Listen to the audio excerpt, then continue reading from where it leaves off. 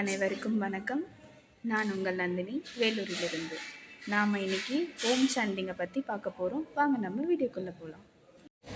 Sound, ஓசை பற்றி நாம் இங்கே பார்க்க போகிறோம். ஒரு பொருள் இயங்குது அப்படின்னா அந்த இயக்கத்தோட வெளிப்பாடு ஓசையாக தான் வரும். இப்போது நாம் சூரிய குடும்பத்தில் வாழ்ந்துட்டுருக்கோம். சூரிய குடும்பம் தோன்றத்துக்கு முன்னாடி எப்படி இருந்தோம் அப்படின்னா, இந்த அண்ட பெருவெளியில் ஒரு நிசப்தமும் அமைதியும் வெறுமையும் தான் இருந்துச்சு அப்படின்னு சொல்கிறாங்க. நிசப்தமும் அமைதியா? அப்போ ஓசை இன்னும் எங்கேருந்து வந்துச்சு, அப்புறம் நாம் எப்படி வந்தோம் அப்படின்ற ஒரு விஷயம் இருக்கு இல்லையா? இப்போ அதை பற்றி பார்க்கலாம். இந்த நிசப்தமும் அமைதியும் முடிகிற காலம் ஒன்று வந்தது. இப்போது நாம் ப்ராக்டிக்கலாக பார்க்கணும் அப்படின்னா, ஒரு காலம் முடிய போகுது அப்படின்னா பிரளயம் ஏற்படும். அதே மாதிரி மகாபாரத போர் நடந்தது இல்லையா? ஸோ இதெல்லாம் காரணம் என்னென்னா அந்த காலத்தோட முடிவு. அதே மாதிரி இந்த நிசப்தமும் அமைதியும் முடிகிற ஒரு காலம் நிகழ்ந்தது. இதில் நிறைய தியரிஸுங்கள் சொல்லப்பட்டாலும் நாம் நிறைய பேர் பேசுகிற தியரி பிக் பேங் தியரி. இந்த பிக் பேங் தியரியில் என்ன சொல்கிறாங்க அப்படின்னா, நம்ம சித்தர்கள் 2 எரி நட்சத்திரங்கள் ஒன்றோடு ஒன்று மோதி வெடித்து அதில் சூரிய குடும்பம் ஒரு பெரிய பகுதி சூரிய குடும்பமாகவும், அப்புறம் சிதறல்கள் சின்ன சின்ன சிதறல்கள் வந்து ஒரு சீரமைக்கப்பட்ட சிதறல்களாக பல கிரகங்களும் உருவாச்சுன்னு சொல்கிறாங்க இல்லையா?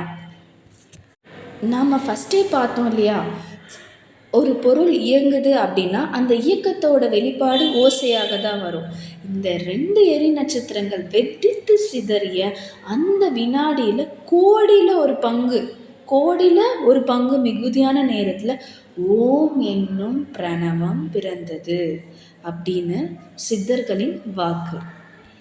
நமக்கு இப்போ இன்னொரு கேள்வி வரும். சரி, இந்த ஓங்கார சத்தம் ஏன் பொருந்துச்சு, அதோட அர்த்தம் என்ன அப்படின்ற கேள்வி வரும் இல்லையா? இந்த பிக் பேங் தியரி, ஓம் என்ற சத்தம் இந்த பிக் பேங் தியரி வந்ததுக்கப்புறம் வந்துச்சுன்னு நம்ம சொல்கிறோம். அப்போது என்ன வந்திருக்கும், முதல்ல ஒரு ஆட்டம் வந்திருக்கும்.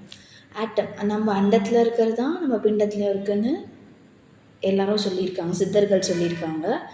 ஸோ இந்த ஆட்டமில் என்ன இருக்குது அப்படின்னு பார்த்தா, புரோட்டான், எலக்ட்ரான், நியூட்ரான், இந்த 3 மூலக்கூறு நிறைஞ்சது தான் ஒரு ஆட்டம் அப்படின்னு நம்ம சொல்லுவோம். இதே மாதிரி தான் இந்த ஓம் என்னும் பிரணவத்திலையும் அகரம், உகரம், மகரம், விந்து மற்றும் நாதம் என்று இதுலேருந்து பிரித்து எடுக்கிறாங்க.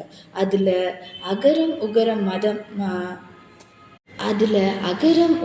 மகரம் வேதமாகவும், விந்து மற்றும் நாதம் தலைவனும் தலைவியாகவும் குறிக்கும் சொல்கிறாங்க.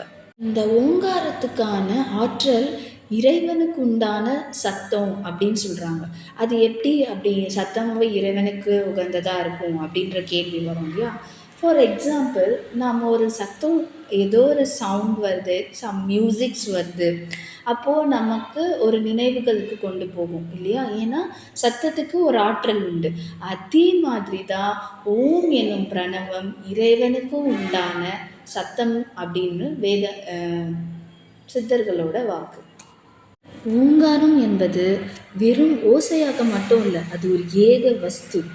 அதாவது அகரம், உகரம், மகரம் இதன் 3த்தையும் பிரித்து அதுக்கப்புறம் சமைக்கும் வித்தையை அறிஞ்சாங்க, தமிழ் எழுத்துக்களை உருவாக்குனாங்க, அதுக்கு இலக்கணமும் கொடுத்தாங்க. இவை எல்லாத்துக்கும் ஒரே விஷயந்தான், அந்த அகில தோற்றத்துக்கும் ஆதாரமான ஆதி, நம் பரஞ்சோதியான ஆதியின் இருப்பிடமும் அதுதான், அகில தோற்றத்தின் பிரம்மமும் அதுதான். எல்லாமே அந்த ஓசையில் ஓசையிலேயே அடங்குது. இந்த பிரபஞ்சமும் அங்கே தான் ஒடுங்க போகிறது, நாமும் அங்கே தான் ஒடுங்க போகிறோம். இறைவன் மனிதனை தன்னோடு ஐக்கியப்படுத்தி கொள்ள ஒரு ஓசையாக உருவெடுத்த இருக்கார் இந்த பூமியில் அப்படின்னா அதன் பேர் ஓங்காரம் ஆகும். சரி, இப்போ நம்ம அகரம், உகரம், மகரம் அப்படின்ற சாண்டிங் சொல்கிறோம். அப்படின்னா என்ன, அது எப்படி சொல்லணும் அப்படின்ற கொஷின் இருக்கு இல்லையா? இப்போ நம்ம அதை பற்றி பார்க்கலாம். அகரம், உகரம், மகரம், அதாவது அகரம் என்ற எழுத்து நெருப்பை குறிக்கும், உகரம் என்ற எழுத்து வருணன் ஜலத்தை குறிக்கும், மகரம் என்ற எழுத்து வாயுவை குறிக்கும். நம்ம பாடியில் ஃபயர் கண்டென்ட் எங்கே அதிகமாக இருக்கும் அப்படின்னா நம்ம வயிற்று பகுதியில் இருக்கும். அதே மாதிரி வாயு ஜலம் வந்து லங்ஸ் கிட்ட இருக்கும், செஸ்ட் ரீஜியன். அதே மாதிரி வாயு இன்ஹேல் அண்ட் எக்ஸேல் எப்படி பண்ணுறோம், நோஸு அந்த மாதிரி நோஸ் வழியாக பண்ணுறோம் இல்லையா. ஸோ வாயு கண்டென்ட் எங்கே அப்படி அதிகமாக இருக்குது அப்படின்னா நம்மளுடைய தலைப்பகுதி. ஸோ நம்ம அகரம் உகரம் மகரம் சாண்டிங் ஆ என்ற எழுத்து வயிற்று பகுதியிலும், ஊ என்ற எழுத்து மார்பு பகுதியிலிருந்தும், இம் என்ற எழுத்து தலை பகுதியிலும் நம்ம ஒலிக்கணும். அது இப்போ எப்படி பண்ணலான்னு பார்த்துடலாம்.